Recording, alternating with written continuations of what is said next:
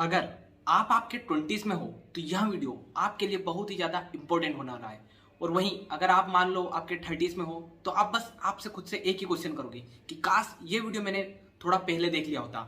और अगर वहीं आप 20s में हो तो ये वीडियो आपके लिए किसी खजाने से कम नहीं है। सो हाय गाइस, मैं हूं कपिल सोनती। स्वागत है आपका मेरे चैनल पर, जहां पर आपको मिलता है इन्वेस्टमेंट, पर्सनल फाइनेंस और बिजनेस रिलेटेड कंटेंट, जिसका मेन फोकस है 1 बिलियन लोगों को फाइनेंशियल फ्रीडम अचीव करवाना। तो चलिए बिना किसी देरी के आज की इस वीडियो को स्टार्ट करते हैं। आज की इस वीडियो में हम बात करेंगे इन्वेस्टिंग के बारे में, आपको इन्वेस्टिंग क्यों करना चाहिए, इंडिया में कौन कौन से इन्वेस्टमेंट के ऑप्शन है और भी बहुत सारा। तो चलिए बिना किसी देरी के वीडियो को स्टार्ट करते हैं। तो चलिए सबसे पहले वही समझते हैं कि आखिरकार इन्वेस्टिंग क्या है। तो इन्वेस्टिंग को मैं आपको थोड़ा एक नॉर्मली टर्म्स में समझाता हूँ। लाइक आपने एक रिलेशनशिप में टाइम दिया और आप बोलते हो कि मैंने उसके पीछे इतना टाइम इन्वेस्ट किया पर कुछ बेनिफिट ही नहीं मिला। तो उसी प्रकार होती है इन्वेस्टिंग, यानी कि जहां पर आपने या तो आपका टाइम या कहो तो मनी या फिर व्हाटएवर कुछ भी आपने इन्वेस्ट किया इस होप में कि आपको फ्यूचर में कुछ ना कुछ रिटर्न जरूर मिलेगा।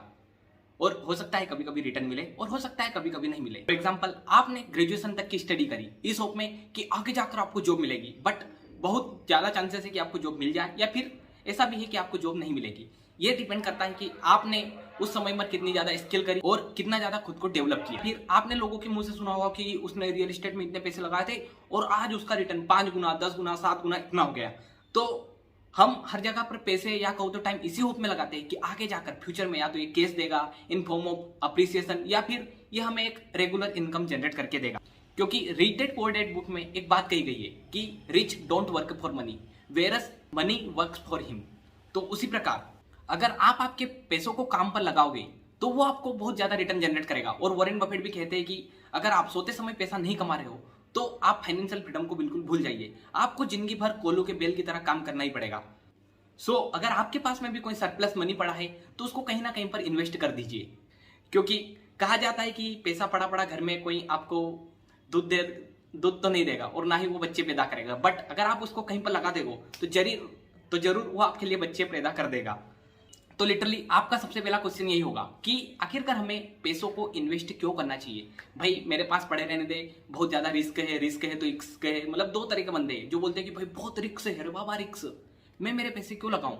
और वहीं एक बंदे सोचेंगे कि चलो हम लगा देते।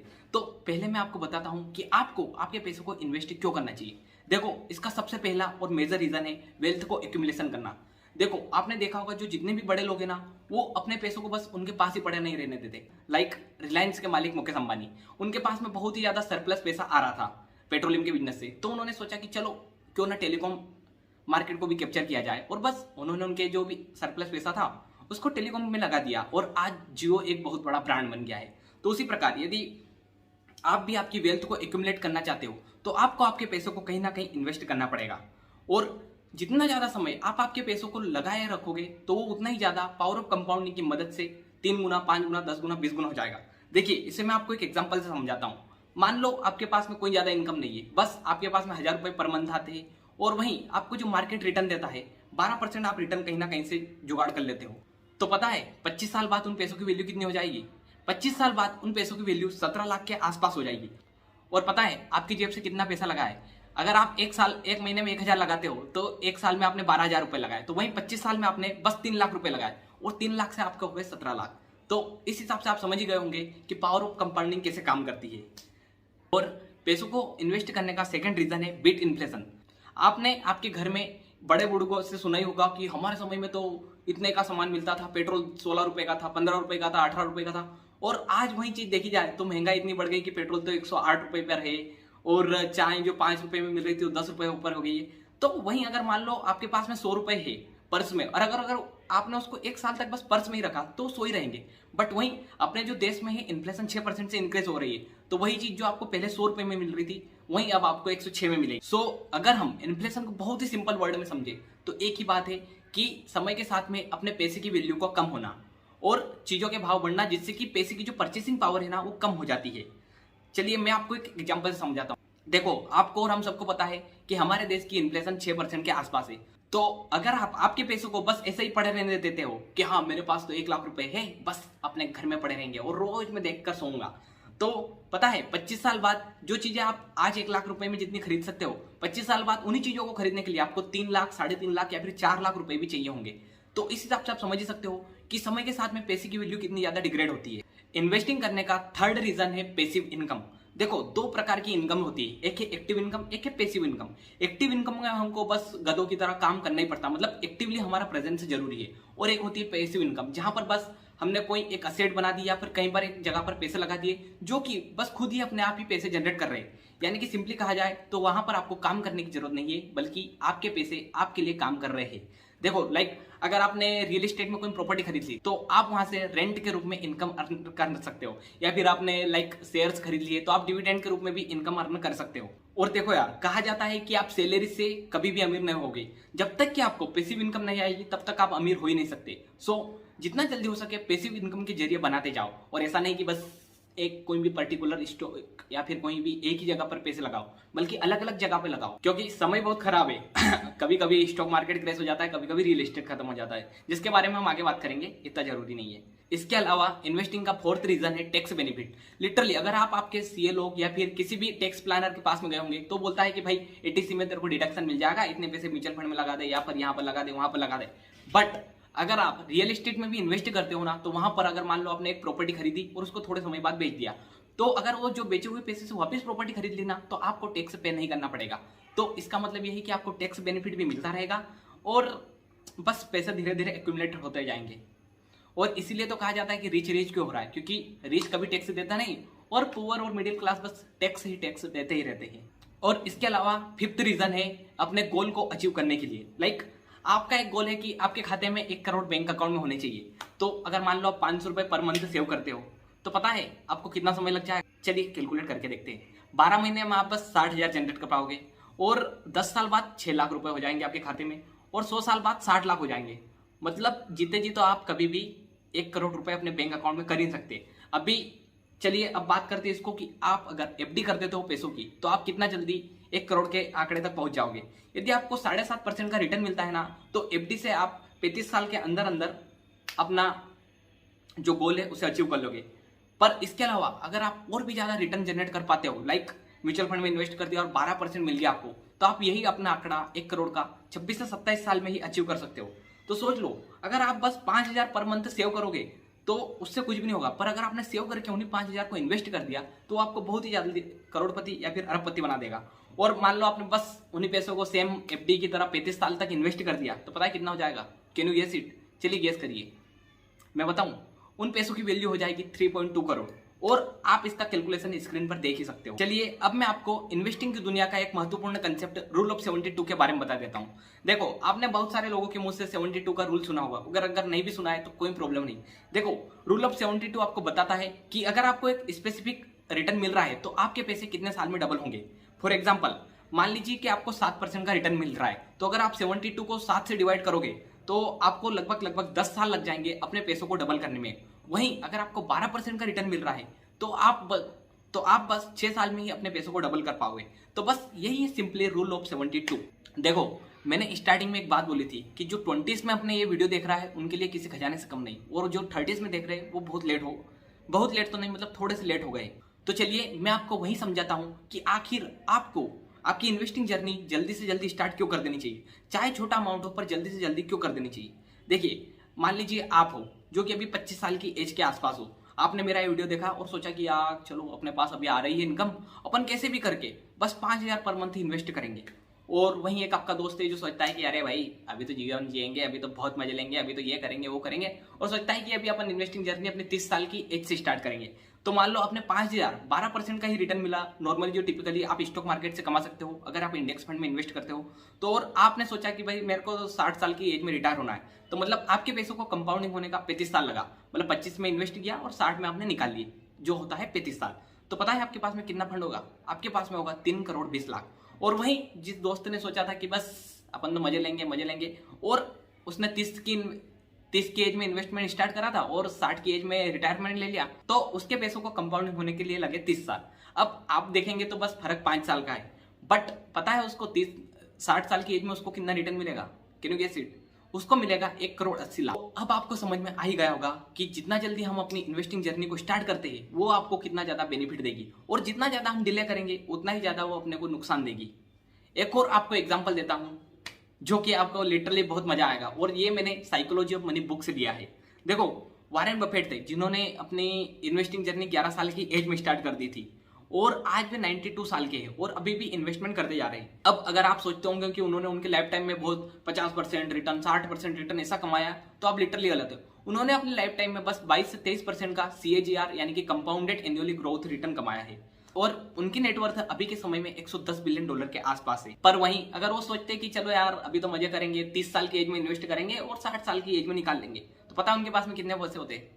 मतलब अब आप में से बोलेंगे कि 1 बिलियन होगा, आधा बिलियन होगा, पर लिटरली उनके पास में बस $11 बिलियन रहते, मात्र $11 बिलियन।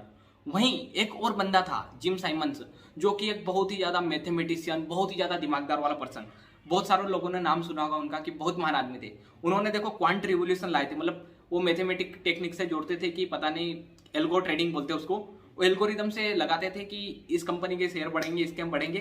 तो उन्होंने अपना 1970 में हेज फंड निकाला था और उन्होंने अपने लाइफ टाइम में पता है कितना रिटर्न जनरेट किया? उन्होंने हर साल 67% के आसपास का रिटर्न जनरेट किया। और पता है आज के समय में उनकी नेटवर्थ कितनी है?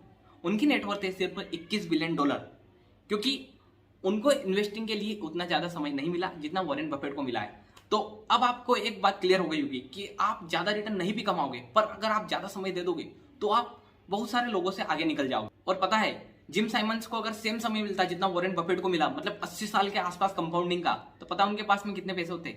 उनके पास में इतने पैसे होते हैं जितने की इस पृथ्वी पर है ही नहीं। उनको मैं आपको स्क्रीन पर दिखा दूंगा कि उनके पास में कितने पैसे होते। तो आई होप यार अब तक आपका बिल्कुल एक माइंडसेट बन गया होगा कि हाँ भाई हमको पैसे इन्वेस्ट करने भी चाहिए, हमारे घर में ही बस रखने नहीं चाहिए। तो अब हम थोड़ा एक सीरियस टॉपिक के ऊपर बात करते हैं कि आखिरकार इंडिया में अगर आप हो तो आपके लिए कितने सारे इंडिया में इन्वेस्टमेंट के ऑप्शन है। तो देखिए, इंडिया में इन्वेस्टमेंट के ऑप्शन बहुत सारे हैं, बट हम कुछ गिने चुने ही ऑप्शंस के बारे में बात करेंगे। तो चलिए स्टार्टिंग करते हैं। तो देखो यार, सबसे पहला इन्वेस्टमेंट का ऑप्शन है बैंक में अपने पैसे लगा दो। मतलब जो आपका सेविंग अकाउंट है उसमें अपने सारे के सारे पैसे रख दो, तो वहां पर आपको टिपिकली 1% से लेकर 3% के आसपास का ही रिटर्न मिलता है। देखो वहां पर आपके पैसे बहुत ही ज्यादा सिक्योर रहेंगे, बट सबसे बड़ी दिक्कत वही है कि वो इन्फ्लेशन को भी बीट नहीं कर पाएंगे। इसके अलावा एक ऑप्शन है जो कि सबसे फेवरेट है, मतलब मिडिल क्लास हो तो आपका सबसे फेवरेट होगा कि भाई FD करा दे, भाड़ में जाना है तो पूरी दुनिया को, तो बस FD करा दे और खत्म कर। तो अगर आप आपके पैसों को FD करवाते हो तो वहां पर आपको बस 7% के आसपास का ही रिटर्न मिलता है।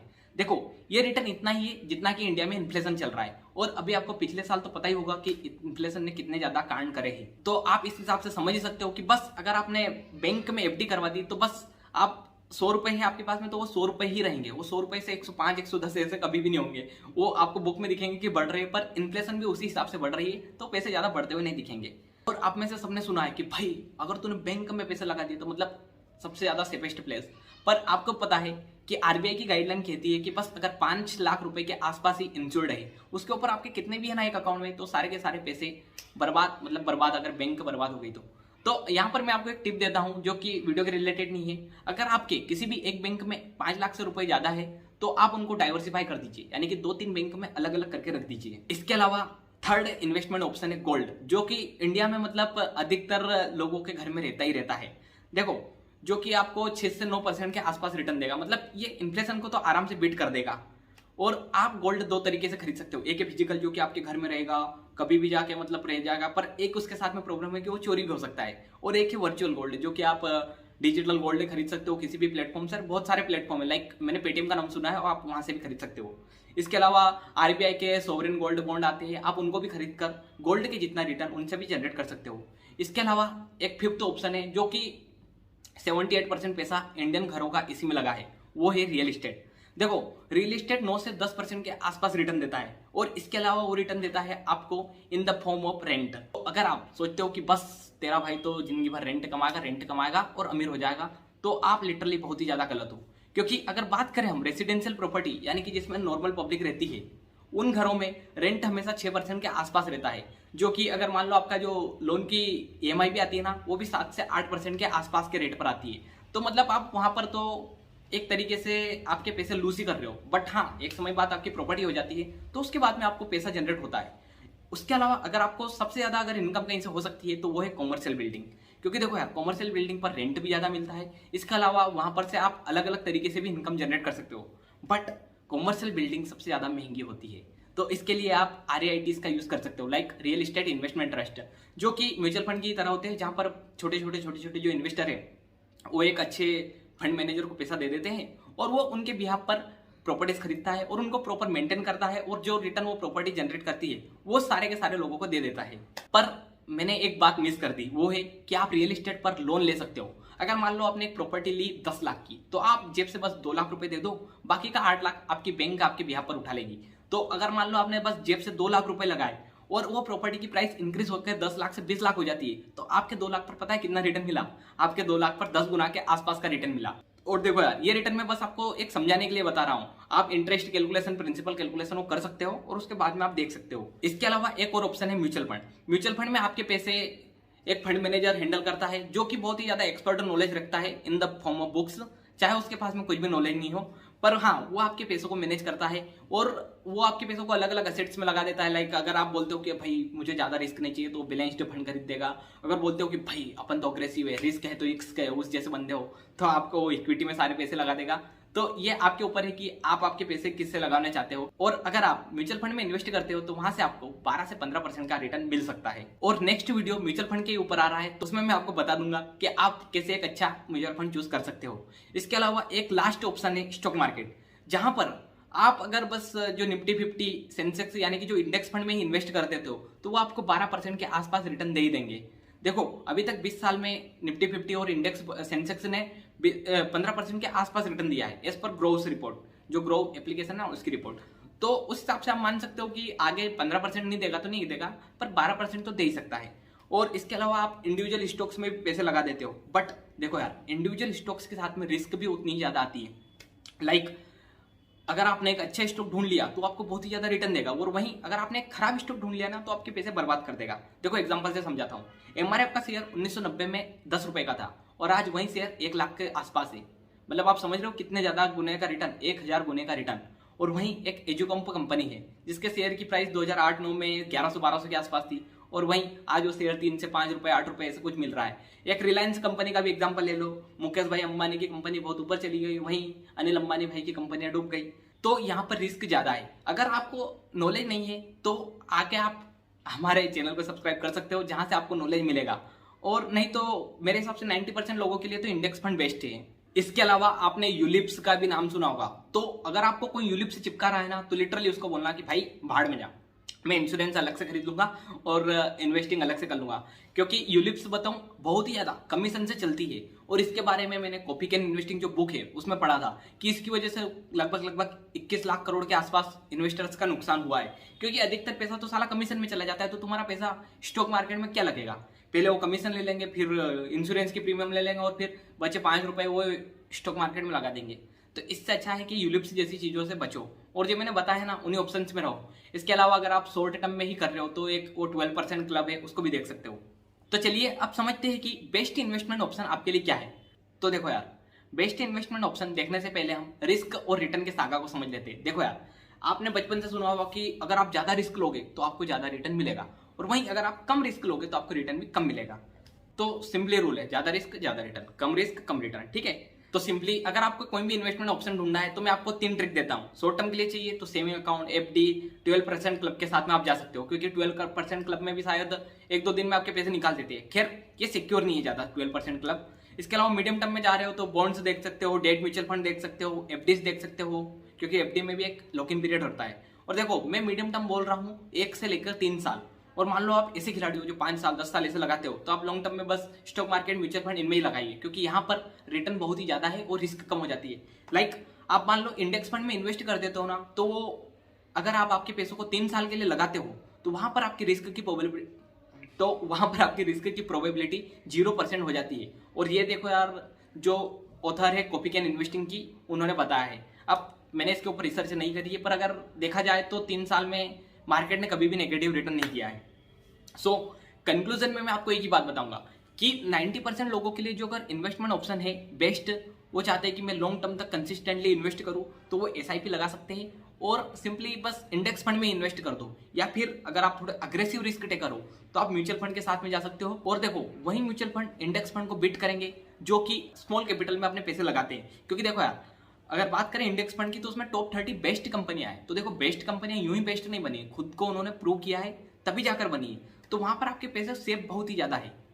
और अगर आप किसी भी अच्छे सीए लोगों से पूछोगे तो वो यही बोलेंगे कि भाई अगर तू म्यूचुअल फंड में पैसे लगा रहा है तो इंडेक्स फंड में ही लगा दे। क्योंकि देखो इंडेक्स फंड में दो बेस्ट चीजें, एक है बहुत ही कम रिस्क और सेकेंड है हाई रिटर्न। और अगर हम बात भी करें पिछले 20 साल के डेटा की भी, तो इंडेक्स फंड ने लगभग 14% के आसपास रिटर्न दिया। सो आई होप गाइस आप इस वीडियो से ये तो समझ ही गए होंगे कि आपको इन्वेस्टिंग क्यों करना चाहिए। और आपने अभी देखो यार बहुत ही ज्यादा इन्वेस्टिंग ऑप्शंस को सुना है, पर मैं आगे लाने जा रहा हूं कि म्यूचुअल फंड क्या होता है, इंडेक्स फंड का आपने अभी नाम सुना उसको भी समझा दूंगा, ईटीएफ को भी इंक्लूड कर ही लूंगा। उसके बाद में मैं रियली नए नए वीडियो की सीरीज चालू करूंगा, लाइक स्टॉक मार्केट क्या है, फिर अगर अपन आगे फंडामेंटल एनालिसिस करेंगे। क्योंकि देखो यार मेरी एक्सपर्टीज सिर्फ स्टॉक मार्केट में, तो मैं आपको ये गाइड नहीं कर सकता कि आप रियल एस्टेट को कैसे खरीदो। पर अगर आप ज्यादा डिमांड करोगे तो मैं रिसर्च के हिसाब से बता सकता हूं कि रियल एस्टेट को कैसे खरीदोगे। नहीं तो अपना आगे का वीडियो सीक्वेंस यही रहेगा कि पहले म्यूचुअल फंड के बारे में बात करेंगे, फिर इंडेक्स फंड के बारे में बात करेंगे, ताकि 90% इंडियंस की जरूरत खत्म हो जाए। उसके बाद में जो सीरियस इन्वेस्टर है मैं उनको मेरे साथ कनेक्ट करके आगे, बिल्कुल ऐसा नहीं कि अपन नॉर्मल लोगों की तरह ही मैं समझाऊंगा और आप समझ लोगे, बल्कि मैं आपको टास्क दूंगा, आप टास्क कंप्लीट करना और बिल्कुल हम एक कम्युनिटी बनाकर ही सारा करेंगे। सो गाइस ये वीडियो यहीं पर एंड होता है। अगर आपको वीडियो पसंद आया तो वीडियो को लाइक करना, चैनल को सब्सक्राइब करना और साथ ही आप एक प्यारी कमेंट कर सकते हो कि नेक्स्ट वीडियो किस टॉपिक पर बनाऊं, अगर आपको इन टॉपिक के अलावा भी कोई वीडियो चाहिए तो। सो गाइस बाय बाय, मिलते हैं नई वीडियो में।